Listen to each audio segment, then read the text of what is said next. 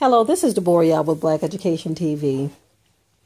Nothing in this world surprises me anymore. Nothing at all. I find it appalling, though, when I see certain things. You have people, in many cases, who don't even have children, aren't even married, never gave birth to a child, trying to dictate to parents how things should be when raising their children. Now, there's this woman who was saying that babies should have a right to give their consent on whether or not they want their diapers changed. Did you hear what I just said, family? Did you hear what I just said? There's this woman who believes that babies, infants that you give birth to, should be able to give some type of signaling as to whether or not they want their diaper changed. They should have a right to give their consent. Now, right now, what they're trying to do, family, is blur the lines between what is good and what is bad. You see, because some of these same people are pushing the whole agenda of lowering the age of consent for sex, for sexual intercourse. They are trying to lower the age of consent so that an adult who has a fetish for children can say, look, this 12-year-old consented. This is why I did what I did. Yes, they are trying to lower the age of consent, while you have this group over here trying to say that a baby, an infant in diapers, should have the right to give consent as to whether or not his parents should be allowed to change his diaper. It's like, what the hell is going on with these people in this world? We know, because the scripture says that the earth has been given into the hands of the wicked. The earth has been given into the hands of the wicked, so they are trying to blur the lines. So much so to where you don't know what's good, what's bad. Now, we know what's good according to scripture, but they're trying to say that which is good is bad and that which is bad is good. That's why the scripture says, woe unto them who call good evil and evil good. Those who are trying to properly raise their children according to biblical standards, right standards, righteousness, holy standards. They're trying to call those things evil and wicked. Oh, that child shouldn't have to cut the grass.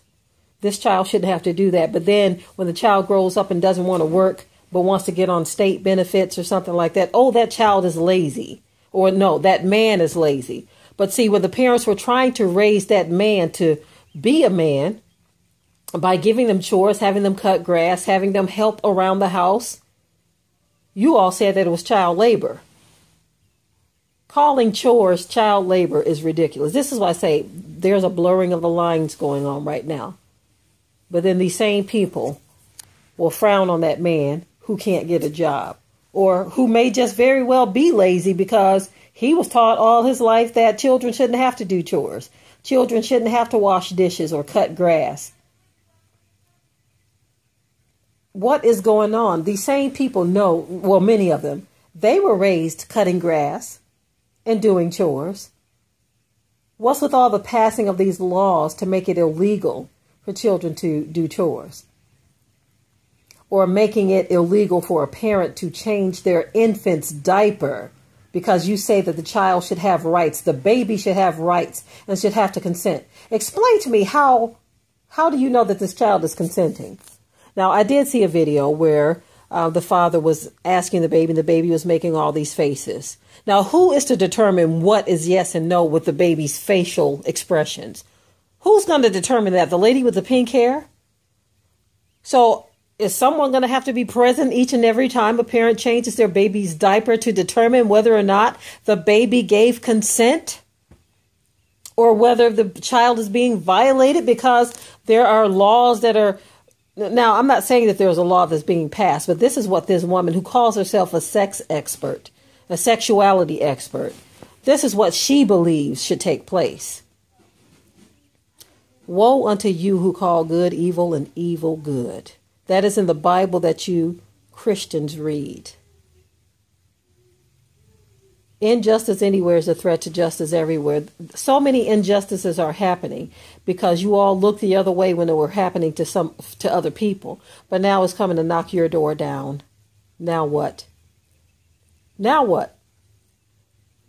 Many of you know that you're not going to like some of these laws, like the laws where a big hairy man can take his behind into the same restroom as a little 10-year-old girl in a public restroom. Many of you all don't even fight these laws. They just get passed right on through because, they know what they're doing. The system knows what it's doing. So now these big, buff, hairy men can go into the same restroom as your little girl, as your little 10-year-old, as your teenage daughter. He can go into the same restroom. And there is nothing you can do about it because he's going to feel discriminated against if he can't take his hairy behind in the same bathroom with women and little girls. His rights are being violated. So that means your rights to privacy, your rights to safety and protection, it matters no more. Because big hairy man wants access to the same restroom as you. This is what happens when you let society run amok and you want to cut the Most High out and you want to oppress certain people and you think that none of this is going to come and visit you, but here it is, right at your door. Okay, family, I'm out.